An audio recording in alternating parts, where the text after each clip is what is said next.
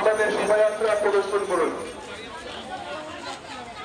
যে সমস্ত দর্শক বন্ধুরা লালখোলা মাঠে যে সকল এর আধিকারিক এবং পুলিশ কর্মীরা রয়েছে তাদের অনুরোধ করব তাড়াতাড়ি আপনারা একটু সহযোগিতা করুন।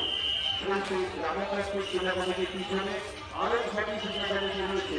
রানাঘাটের জেলা কমিটির তাড়াতাড়ি পূজা কমিটিগুলি বারোয়ারিগুলি দাঁড়িয়ে রয়েছে তাদের শোভাযাত্রাকে শাহগঞ্জের দিকে এগিয়ে নিয়ে যাওয়ার জন্য।